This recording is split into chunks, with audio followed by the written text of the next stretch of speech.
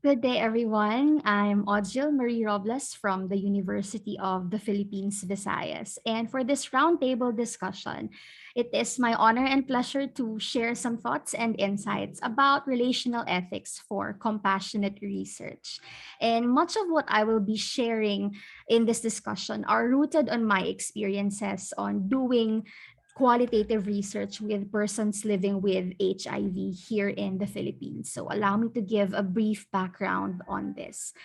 And so the Philippines has been considered as having the fastest growing HIV epidemics in the world. HIV is consistently documented among specific vulnerable populations and across regions in the country. Our Department of Health reports that on average, there have been 39 cases reported per day since January to April of this year alone, with the most frequent mode of transmission being sexual contact among males who have sex with males.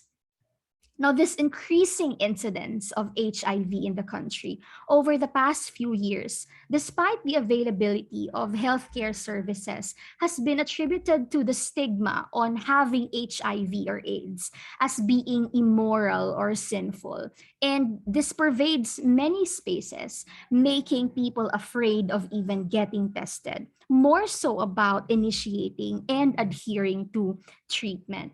Unfortunately, many Filipino persons living with HIV have likewise manifested having internalized the stigma against their condition, feeling guilty and ashamed of their diagnosis and sexual behaviors, and having expectations of rejection from their family, friends, and the general other can lead to secrecy, withdrawal, and isolation. So it is within this social and psychological context that I acknowledge the vulnerabilities and agencies of Filipinos who are living with HIV as they participate in the co-production of meanings, narratives, and experiences throughout the phases of qualitative research. To fully understand where persons living with HIV are coming from in having to navigate a number of perceived and actual risks as they consent to sharing the most intimate and profound aspects of their lives. This is an invitation for us to reflect about how we can protect them throughout the process without undermining their own contribution to our findings. And so allow me to share my experiences, concerns, and motivations as a cisgender HIV negative woman in my continuous attempts of connecting with HIV positive men who have sex with men and some of their support networks to make sure that I'm able to care for them, not only as participants, but as persons, in an attempt to make research a productive and enriching experience for us both. Traditionally, our attempts at being ethical revolves around the thorough preparation of research instruments, procedures, and protocols, which will be subject to the expert eyes of research ethics committees. Now, the evaluation of which depends on our adherence or compliance to universally or nationally declared ethical principles or codes of conduct, right?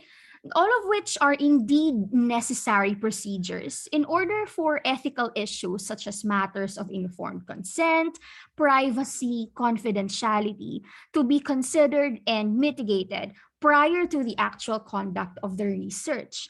However, the intimacy and sensitivity of qualitative research requires a relational ethics that goes beyond simply doing no harm. Rather, one that acknowledges our interpersonal bonds and changing relationships with research participants across situations and over time. So, relational ethics is closely related to this ethics of care, which recognizes and values mutual respect, dignity, and connectedness between us, our participants, and our communities. Now, although there are no definitive rules that will tell us precisely what to do in every situation, in every research encounter or relationship that we have, the experiences of fellow scholars, coupled with our own, have surfaced useful advice on how to translate relational ethics into practice. First, rather than being solely focused on the production of scientific knowledge, on generating good data, we prioritize participant welfare through a person centered approach, which honors and values the participants' entire personhood. And this means we are seeing persons living with HIV beyond their diagnosis and honoring their right to self-determination, mutual respect, and understanding by putting their lived experiences and subjective meanings above our own expectations and assumptions. We are also called to foster meaningful relationships in an understanding, empathetic, and engaging manner. In doing so, our priority is not only building rapport, but more so dissolving any sense of hierarchy or authority over what can be or should be said and done in our different research encounters, addressing any power asymmetries, and empowering our participants so they can initiate conversations, ask questions, and contribute to the analysis in a truly participative way, more than simply being the source of our data. So, in this regard, it's helpful to think about persons living with HIV as experts on their own treatment experiences and life circumstances. Finally, being attentive and transparent about our how we and our participants are inevitably intertwined throughout the research, and that the meanings are not uncovered solely through our methods, but rather are emerging through our interactions with our participants, a meeting of our shared and distinct reflexivities. This means acknowledging that the interviews, for example, are not only occurring between me as a researcher and them as the participants, but also between me, no, and my identity as an HIV negative cisgender woman and them as HIV positive men who have sex with men. So to demonstrate how relational ethics are applied in research, I will be sharing my attempts to care for the different persons that I have interviewed in doing qualitative HIV research in the Philippines. And most of these insights come from having conversations with HIV positive men who have sex with men and those who also identify as advocates. In a recent project to investigate the relational sources of stigma, we were also able to interview some members of the LGBT community who are not necessarily HIV positive, and Filipino mothers and fathers who have varying familiarity and experiences with HIV as an illness, its testing and treatment. It's worth noting that researchers like these were made possible through the resources and passionate efforts of non-government organizations dedicated to addressing oppressive conditions and providing a better quality of life for persons living with HIV. So to organize my observations and reflections, I will borrow the work of Wei and Tracy, who conceptualize the core verbal and non-verbal communicative actions of compassion. They proposed compassion beyond an internal feeling towards being behavioral and social. So being compassionate, therefore, entails not only noticing and connecting, but also responding to another's pain and suffering.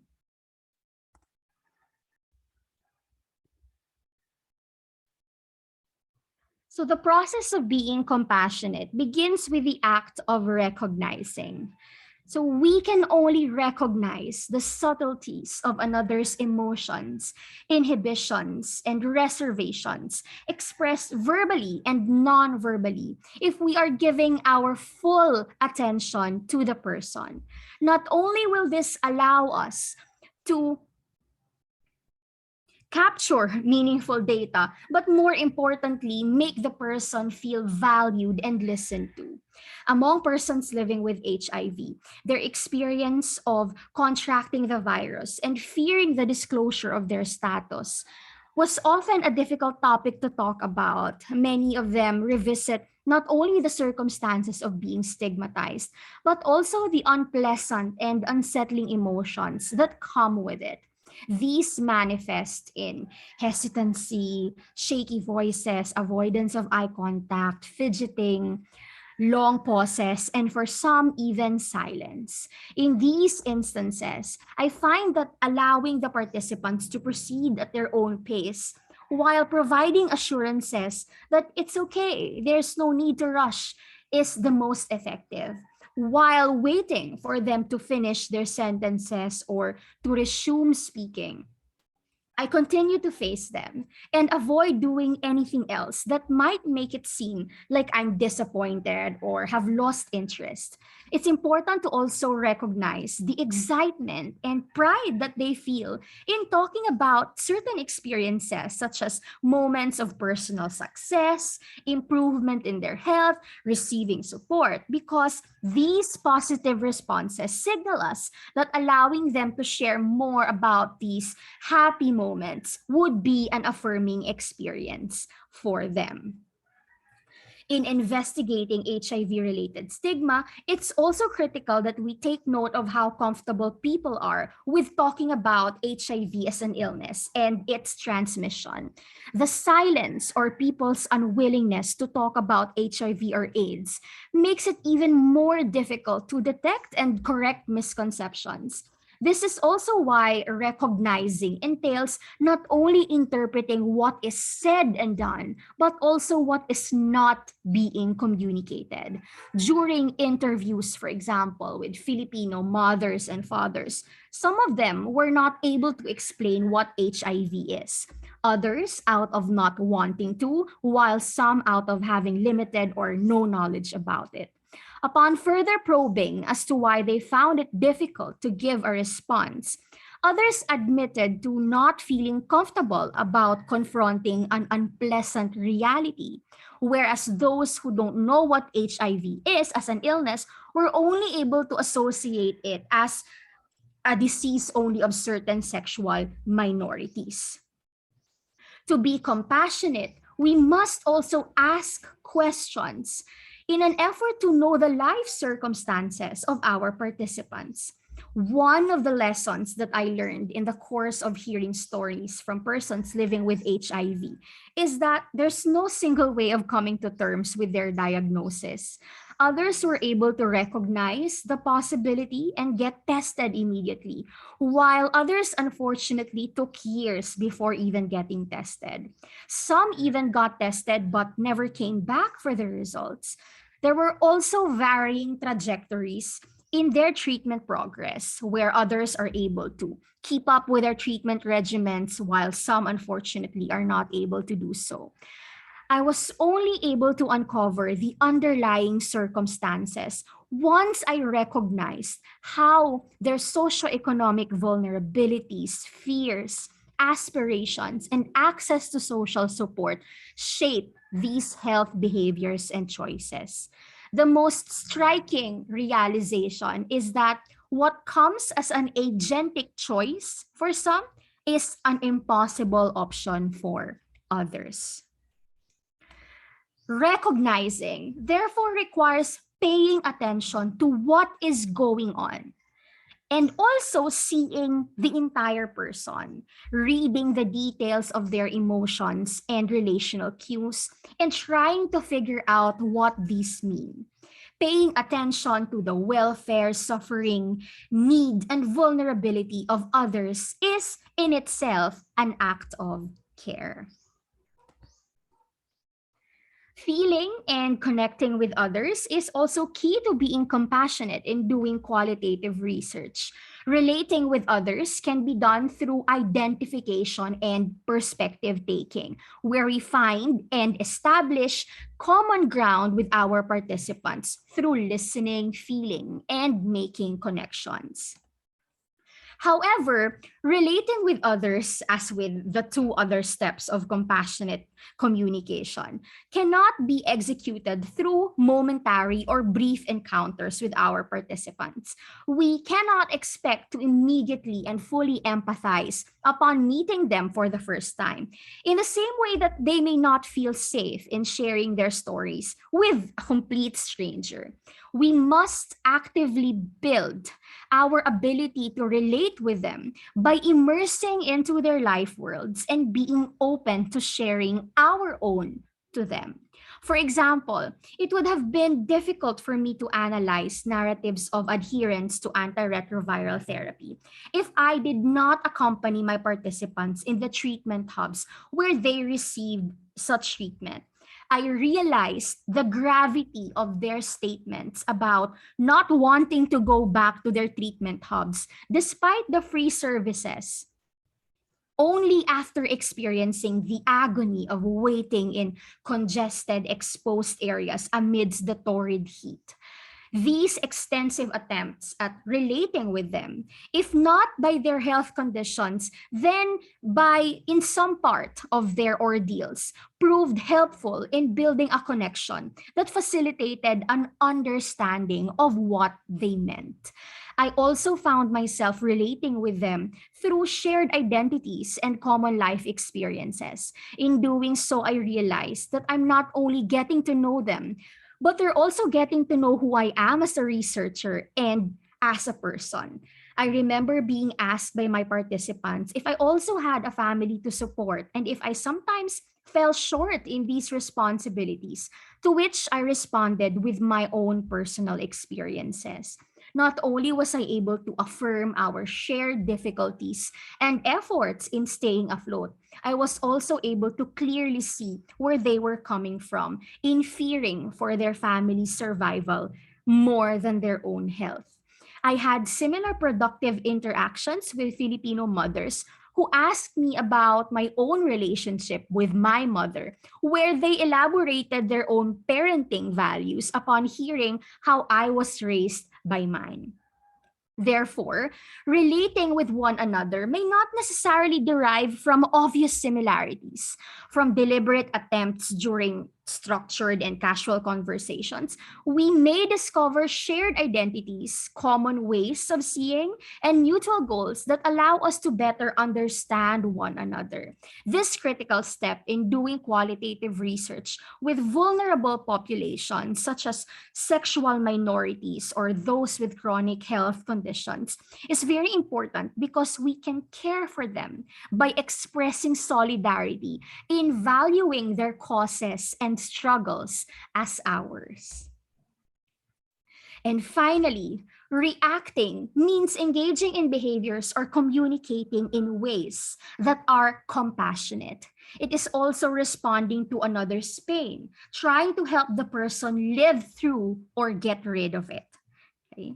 Compassionate action need not only be in response to after recognizing that someone else is in pain, but it can also be proactive.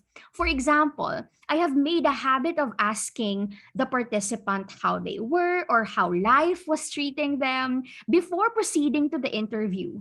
I found that the simple act of checking on them created a much needed space for those who were in need of a listening ear and those who just wanted to let something out of their chests. I distinctly remember many of the persons living with HIV finding the interviews almost as therapeutic for them because they were able to talk about things that they usually keep to themselves. Some mothers and fathers at home feel relieved about having the opportunity to talk about matters that are difficult to discuss with their own families. And hearing their positive response towards these simple acts of listening further affirmed that being compassionate does not always entail doing something. Rather, people can also feel supported and seen and heard when we give them the gift of quiet time and space.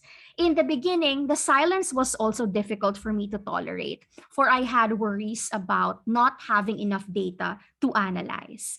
I used to think of silences as a sign of a terrible interview, which in some case may still be true, but in other instances might be something or is exactly what the participant needs to feel acclimated to the interview. Listening to and engaging in other stories is a gift and sometimes the best that we can do for those in distress. Finally, reacting compassionately means being able to acknowledge our limitations as researchers who might not be in the best position to care for our participants through a clinician and patient relationship. Hence, we must prepare and have means to refer them to other mental health professionals when significant physical and psychological distress are evident. Relational ethics requires that we make mindful decisions and that we take deliberate actions in order to care about, care for, and care with others while doing research. This form of compassionate research has the goal of honoring and supporting others while making the most out of researcher participant relationships. And acting ethically depends on the engagement and moment by moment interactions throughout our research. We do not act on principles that hold true for all times. Instead, we can focus on caring, for example, through compassionate communication. And compassion is not just an internal intrapersonal process, it's also social in that it extends from ourselves to interacting with others through what we have extensively discussed as acts of recognizing, relating, and reacting. Before I end, allow me to present these emerging challenges in trying to continue to apply relational ethics in our qualitative research practice. Persons living with HIV have emerging and urgent needs resulting from the vulnerabilities brought by the COVID-19 pandemic. As you know, they are immunocompromised individuals, and there are many concerns about their health, safety, and security during the pandemic.